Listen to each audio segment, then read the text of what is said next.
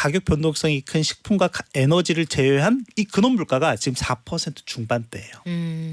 그리고 여기에서 이제 주거비를 제외한 네. 슈퍼코어 인플레라고 하는 게 있습니다. 요게 이제 최근 인플레 과정에서 연준이 중요하게 보고 있는 데이터인데 이거는 더 끔찍해요. 지금 3개월 연율 기준으로 보면 8% 정도가 돼요. 와.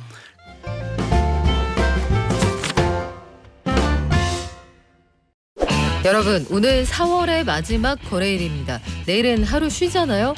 5월장을 준비하는 이때 여러분 수익률은 어떠셨나요? 저는 1, 2, 3, 4월 쭉 돌아보니까 4월이 제일 힘들었습니다. 제일 열심히 했는데 수익률은 제일 낮았어요. 왜 그럴까요? 그리고 5월에는 팔고 떠나라는 말이 있었다는데 이거 90년대 이후에도 유효한 얘기일까요? 증시연구소 미래에셋 김석환 연구위원에게 물어보겠습니다. 안녕하세요. 안녕하십니까. 자, 우리에게 가장 큰 걱정거리는 미국이 금리 인하를 네. 늦추다 내년까지 갈 수도 있다. 심지어 굉장히 극단적인 의견은 올해 금리를 오히려 올릴 수도 있다. 이런 얘기가 나와요. 네. 김석환 연구위원의 뷰는 어떻습니까? 올리기는 쉽지 않을 것 같고요. 네. 다만 이제 금리 인하에 대한 기대감이 많이 후퇴한 건 맞다라고 좀 보고 있는 상황이고요. 뭐 그렇다라고 하면 연내 한 번 정도는 금리 인하 가능하다라고 저는 보고 있습니다. 한 번? 네. 아우, 짜다. 최소 2번 미만인데. 네. 네. 그러니까 시장이 좀 김칫국을 많이 마신 게 있죠. 그러니까 그래요? 아까 이제 방금 그 오프닝 할 때 그 얘기 하셨잖아요. 4월이 되게 열심히 했는데 힘들었다. 힘들었어요. 네. 그러니까 실제 작년 11월부터 3월까지 보면 대략 한 5개월 정도의 상승 랠리가 있었고요. 그거는 아무래도 가장 큰 동력은 역시 시장이 연준이 이제 금리 인하할 거야라고 하는 그런 기대감들이었죠. 근데 이제 실제로 보면 시장은 연초에 또는 지난 연말을 한번 되돌아보면 대략 한 6번 정도, 많게는 7번 정도의 금리 인하를 예상을 했죠. 근데 우리 많이 내려놨거든요, 그동안. 네. 네. 그런데 이제 최근에 오면 이게 한 35bp니까 한 번 반 하고 말겠다라고 하는 걸로 이렇게 많이 좀 줄어든 상황입니다. 그럼 네. 그 과정에서 뭐가 있었느냐? 미국 경제가 너무 좋아요. 미국 경제만 지금 좋은 상황이긴 한데 작년 4분기에 3.4% 성장을 했고 이번 1분기에 1.6%. 물론 1.6%가 약간 쇼크이긴 합니다. 그럼에도 불구하고 여전히 잠재 성장률만큼은 성장하고 있다라고 하는 걸 이번에 보여줬고요.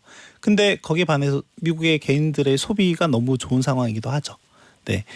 그리고 고용도 역시 물론 고용 시장에서도 약간 몇 가지 그 약한 고리들이 발생하고 있는 거는 보이는데 뭐 그럼에도 불구하고 일단 표면적으로는 상당히 좋은 모습을 보이고 있다.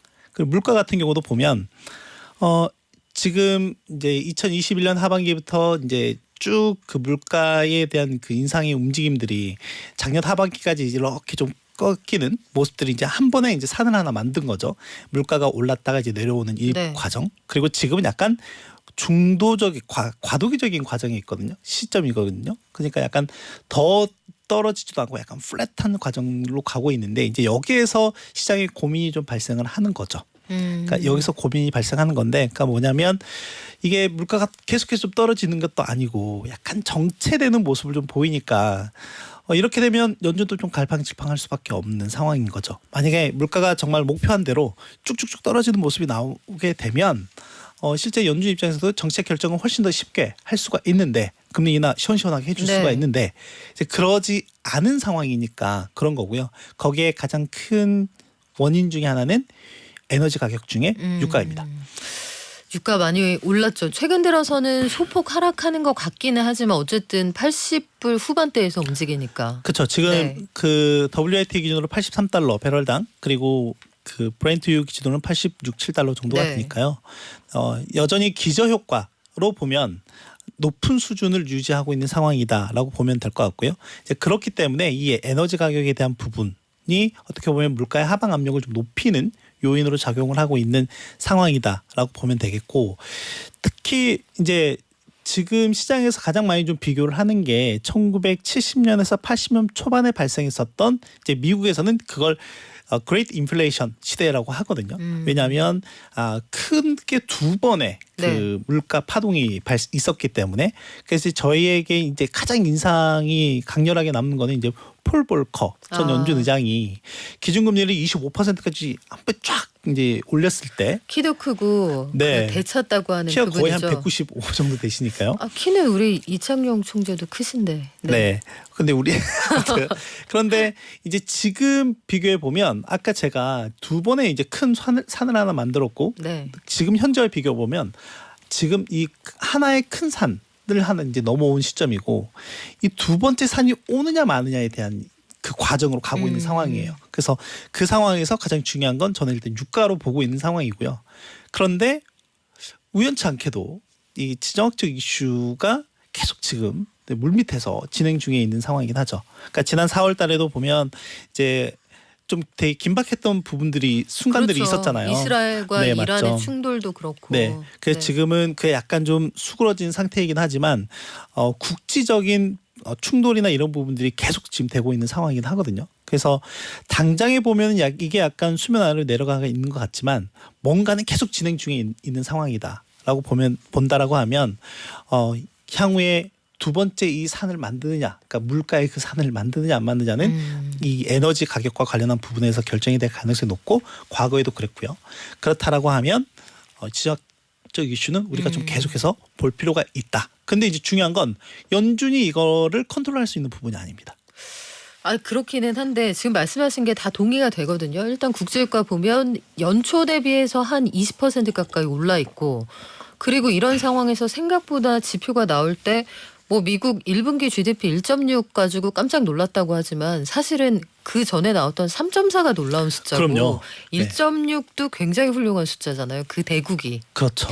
천주국이 분기에 1.6씩 성장한다는 거 엄청난 일인데 그건 우리도 안단 말이에요. 네. 하지만 쉬운 일 어렵게 하지 말라고 어려운 일 쉽게 하라고 있는 게 전문가들이잖아요. 그렇죠. 그러면 연준 의장은 그래도 알아듣게 얘기를 좀 일관성 있게 해줘야 될 것 같은데 말이 최근에 너무 확확 바뀌니까. 네. 네. 실제 그 3월 FMC 때 저는 조금 매파적으로 얘기하지 않을까라고 생각을 했어요. 네. 그러니까 그래서 좀 시장이 조금 약간 진정할 수 있게끔 하지 그때 않을까? 한번. 네.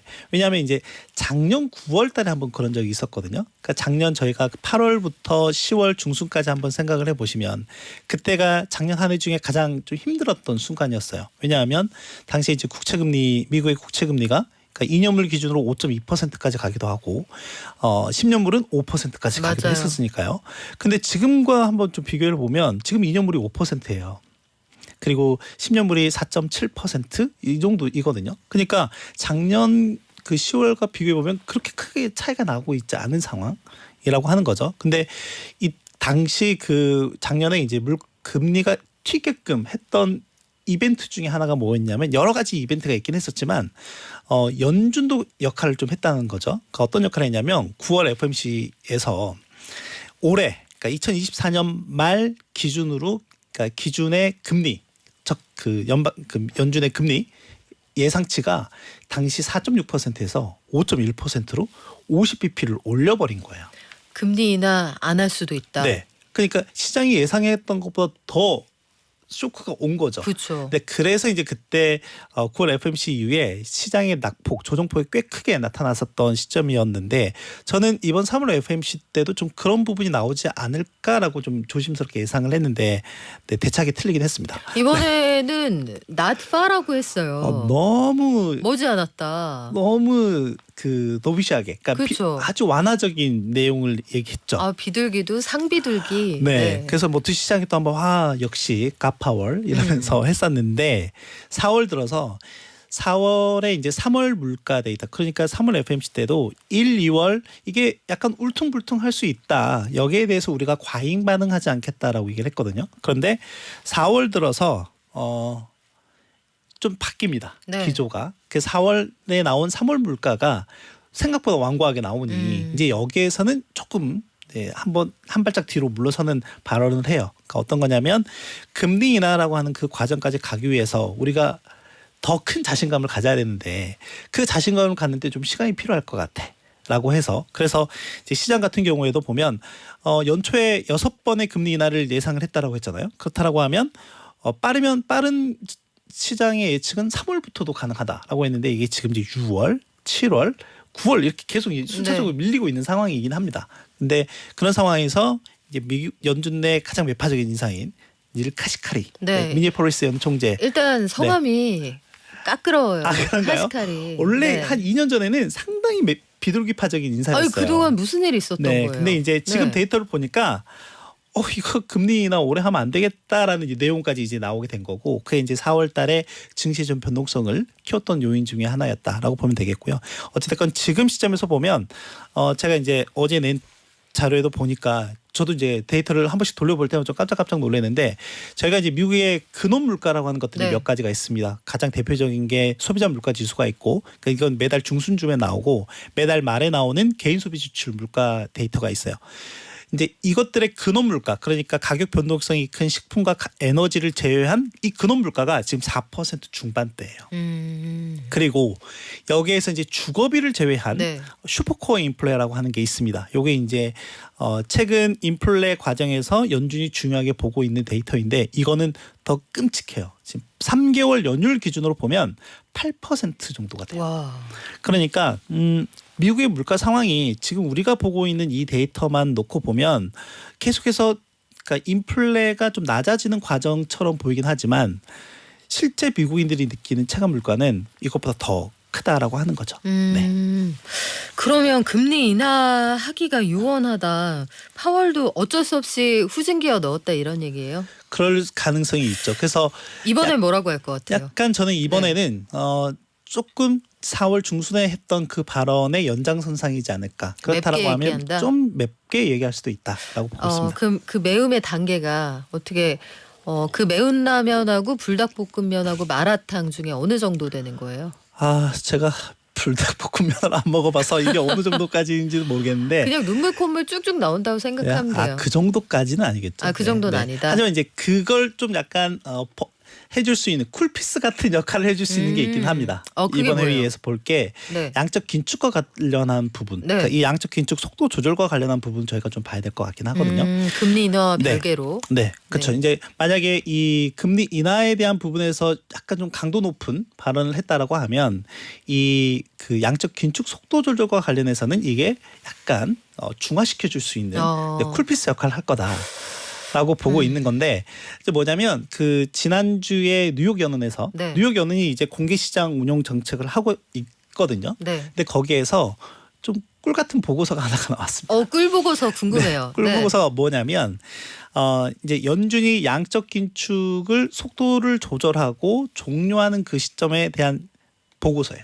시나리오가 나왔는데 그 두 가지 시나리오가 이제 이번에 나왔는데 하나는 그 이 긴축 속도 조절과 관련한 기준이 되는 게 지급준비금이거든요. 네. 네, 이제 지급준비금인데 요 지급준비금의 정도를 얼마만큼 할 거냐에 대한 부분인 건데 과거에는 기준이 10%였다라고 하면 이번에 나온 시나리오는 12%로 이게 높아졌습니다. 그러니까 이 말이 무슨 말이냐면 이 10%가 되게 타이트한 숫자이거든요. 그러니까 예를 들면 이게 이제 명목 GDP 기준으로 보는데 만약에 이제 미국이 GDP가 30조 달러다. 네. 2024년 IMF 추정 기준으로는 대략 한 29조 달러 정도로 볼 건데 계산이 헷갈리니까 네. 30조 달러다라고 예산을 해보면 지금 기존의 양적 긴축 속도를 조절하기 위해서는 10%라고 하면 지급준비금이 대략 한 3조 달러가 돼야 되는 거죠. 네. 그런데 이게 지금 12%로 올라왔으니까 이 수치가 3조 6천억 달러로 높아지는 거예요. 그러면 지금 당장이라도 양적 긴축 속도를 조절할 수 있는 조건을 만족하는 거죠. 그러면 속도 조절을 어떻게 할 거냐? 뭐 지금 대략 월 1,000억 달러 정도로 계속 자산을 축소하고 있으니 요 규모를 500억 달러로 줄이겠다. 그럼 그 말인즉슨 지난달에는 1,000억 달러 뺏어갔는데 이번 달에는 500억 달러 뺏어간다라고 하면 시장에 남은 그래도 유동성이 있는 거죠. 있다. 돈이 좀 돌게 할 여지가 있는 맞습니다. 거다. 네. 꿀 보고서가 나왔는데 그 꿀 보고서를 이번에 얼마나 강조해 줄지 그것도 좀 지켜보고요. 그래서 사실은 금리 인하를 하든 말든 우리가 제일 궁금한 이유는 두 가지예요. 그래서 나의 대출금리에 어떤 영향을 돌고 돌아 미칠 거냐 그거 하나랑 다른 한 가지는 미국 증시, 한국 증시 투자하고 있는데 이게 방향성이 어떻게 될 거냐. 그렇죠. 근데 80년대 이후에 미국 시장에서 셀인 메이라는 얘기가 계속 나왔잖아요. 맞습니다. 5월에는 팔고 잠깐 쉬어라 이런 얘기인데 이 명제가 여전히 유효합니까? 일단 계절성으로 보면 1년 12달 중에 가장 약한 달이 5월이긴 해요. 그러니까 전체적으로 대부분의 이제 그 월별로 따져보면 월별 수익률로 보면 5월 달이 가장 약한 달이긴 합니다. 뭐 그 계절성을 솔직히 무시할 수는 없긴 하거든요. 근데 이번에는 4월에 좀 미리 맞은 부분이 좀 있어서 그 강도 자체는 좀 약해질 가능성이 있다라고 보고 있고요. 네. 자, 아까 말씀드렸던 것처럼 이번 이제 FMC 이번 주에 보면 FMC 회의도 있고 뭐 고용 보고서도 나올 예정이고 뭐 이미 이제 간밤에 그 미국 재무부에서 채권 발행과 관련한 계획도 발표한 상황이기도 하고 또 이제 빅테크 중에서는 아마존이나 애플과 같은 이런 실적. 그러니까 다양한 변수들이 꽤 이제 많이 있는 상황이어서 혹시나 이제 FMC에서 조금 매파적인 내용의 발언을 좀 시장이 거기에 반응을 한다 할지라도 그걸 좀 어느 정도 메이크업할 수 있는 요인들은 좀 많이 있는 상황이긴 하다라고 좀 보시면 될 것 같고 다만 말씀드리고 싶은 거는 계절성은 좀 분명히 존재한다라고 하는 거고 그리고 이제 앞으로 5월달 증시에서도 봐야 될 건 결국에 이제 금리가 꽤 중요한 이슈가 될 것 같기는 하거든요. 왜냐하면 이제 앞서 그 재무부에서 국채 발행과 관련한 내용도 공개했다고 했지만 지난 1월 달에 발표했던 것보다 더 많이 찍어내겠다라고 한 상황이어서 지난달에 지금 미국의 부채는 정부 부채는 3개월마다 1조 달러씩 늘고 있는 상황이고 네. 만약에 금리 인하에 대한 기대감이 계속해서 후퇴한다라고 하면 저는 절대 무시할 수 없는 것 중에 하나가 방금 대출금리 얘기하셨지만 그렇죠. 뭐 우리나라 대출금리는 이제 우리나라 시중금리에 연동이 되는 거기 때문에 미국보다는 덜 빡빡하긴 합니다. 미국 기준금리는 상당히 5.5%고 그렇죠. 우리나라는 3.5%이잖아요. 미국은 주택담보대출금리가 8%씩 하더라고요. 지금 거의. 그쵸. 지금 프라임 등급 기준으로 보면 7% 초반 정도가 되고 있는 그러니까요. 상황이고 제가 간혹가다 이제 말씀드리는 게 미국의 신용카드 대출금리는 22%입니다. 그리고 이게 잔고가 1조 3천억 달러입니다. 그쵸. 라고 말씀드렸잖아요. 네. 근데 이제 미국 정부도 꽤 부담스러운 상황이죠. 뭐냐면 지금 미국 정부 예산 내용을 보면 이자 지급 비용이 국방비를 이제 올해 처음으로 추월한다고 이겨요? 하니 네. 와. 이것도 되게 이례적인 상황인 거라고 금리 보시면 내려야 될 되겠죠. 것 같은데 미국도. 근데 제가 이제 말씀드리고 싶은 거는 네.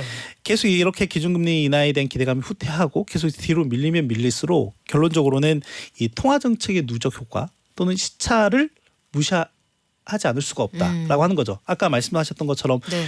이제 서민들은 실제 이 대출금리의 직격으로 이제 영향을 받기 때문에 대출금리가 높으면 외식 못하죠. 그럼요. 네. 이제 그렇기 때문에 그런 부분에서 보면 이게 계속 이제 시차가 미뤄지면 질수록 그게 가계 소비에 영향을 미칠 수밖에 없다라고 하는 거고 기업들 같은 경우에도 제가 지금 우리나라 투자자들은 빅테크 아주 양질의 기업들만 투자를 하고 있는 상황이긴 하지만 네.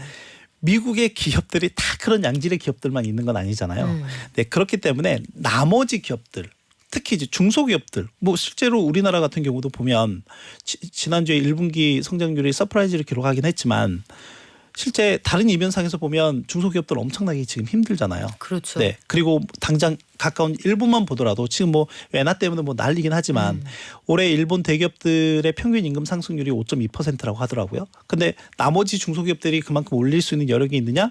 그렇지 않다라고 하는 거죠. 극단적인 양극화. 네. 그런 게 좀 더 심화가 되면 당장은 눈에 띄게 보이진 않겠지만 네. 분명히 어디에서는 부작용이 발생할 수 있다라고 보고 있는 거죠. 그래서 여전히 미국에서 지역은행들 문 닫는다, M&A 이슈 있다 그런 얘기가 계속 나오는데 그러면 여기에서 결론은 5월에 투자 환경 4월에 매를 많이 맞았으니까 4월만큼 어렵지는 않다고 해도 녹록지는 않다고 기본적으로 보시는 거네요. 녹록지는 않을 것 같습니다. 어. 이게 시간이 가면 갈수록 더 그럴 가능성이 높아 보이기도 하고요. 그러면 이럴 때 주가가 좀 주춤하고 횡보한다. 박스권에 갇히거나 하락한다. 이때 좀 주워 담아요. 아니면은 5월에는 잠깐 딴 데 가 있다가 좀 더 더워지면 들어와요. 제가 저번에도 말씀드렸던 것처럼 일단은 지난 4월에도 지금 4월이죠. 3월 말에도 나와서도 말씀드렸던 게 조금은 좀 현금을 확보하실 필요는 있을 것 같다. 라고 이제 말씀을 드렸던 거고. 좀 버신 분들은 수익 실현해서 좀 갖고 계시다가 네, 뭐 투자 하루 이틀 하는 거 아니니까. 아, 그쵸. 네, 지금은 네. 조금은 숨고르기가 필요한 순간일 수도 있다라고 보고 있는 상황이죠. 잠깐 쉬었다 가는 것도 나쁘지 않다 이렇게 보신다는 건데 마지막으로 환율 질문 좀 드릴게요. 네. 요즘에 환율이 무섭게 올라가고 사실 예전 같으면 상상도 못할 레벨에서 맞습니다. 움직이잖아요. 네. 1,400원 이번 달 16일에 1,400원 위를 잠깐 뚫고 올라가기도 했는데 앞으로 환율 어떻게 움직일 것 같아요? 환율이 일단 좀 쉽게 내려오지 않을 가능성이 꽤 높다라고 보고 있는 상황이고요. 1,370원대인 현재 레벨에서 움직인다. 네, 그리고 이제 그러다 보니까 여기서 저는 업사이드도 조금 더 있다라고 보고 있는 상황이긴 하거든요. 더 올라갈 수도 있다고 봐요. 업사이드 있다라고 보고 있고, 그러니까 결국에는 이게 이제 미국의 통화 정책이나 이런 부분과 좀 연계되어 있고, 또 하나는 아까 저희가 이제 유가와 관련해서 말씀을 드릴 때 지정학적 이슈도 이제 말씀을 드리긴 했잖아요. 이제 그런 부분들이 계속해서 좀 환율에 대한 변동성을 좀 키우는 요인으로 좀 작용을 하고 있는 상황이다라고 보면 되겠습니다. 엔화 환율이 160엔을 돌파할 정도로 이렇게 가치가 떨어져 버리면 물론 일본은행이 개입해서 156엔까지 네. 왔다 갔다 하고 있는 상황이지만 이게 기본적으로 원화가 올라갈 수 있는 환경이 아닌 거죠 지금. 그렇죠. 저희가 이제 우리나라에도 뭐 한국경제연구원이라든지 또는 몇몇 이제 민간 연구소들이 있죠. 있잖아요. 이제 그런 내용들 좀 종합해 보면 어찌됐건 그 엔화가 달러 대비 1% 정도 절하될 경우에 우리나라 원화 가치도 달러 대비 평균적으로 한 0.5에서 0.6% 정도 절하된다. 우리는 잘못한 것도 없는데. 이 말인즉슨 네. 환율 상승을 의미합니다. 근데 또 중요한 건 엔화가 평가 절하가 되면 우리나라의 성장 동력은 수출인데 수출에서도 영향을 받습니다. 경쟁하잖아요. 네, 물론 네. 전체적으로 이제 현지화 로컬라이제이션을 많이 했다 하더라도 그럼에도 불구하고 영향을 받는다. 산업 경합도가 워낙 또 높기도 그렇죠. 하기 때문에 그런 관점에서 보면 수출 물가도 하락하는 보이고요. 수출 단가도 수출 물량도 감소하는 모습을 보입니다. 네, 그렇기 때문에 이 상황이 좀 고착화되면은 안 좋죠, 물론. 네. P하고 Q가 다 줄면 안 되죠. 네. 그렇죠. P하고 Q가 줄게 되면 전체적인 매출이 다 감소하는 거니까요. 안 되는데 네. 그 환율 또 올라간다는 얘기라 요거 상황 좀 지켜보고 네. 중간에 저희가 급하면 전화할게요. 그때 알려주세요. 알겠습니다. 지금까지 미래에셋 김석환 연구위원과 함께했습니다. 고맙습니다. 감사합니다.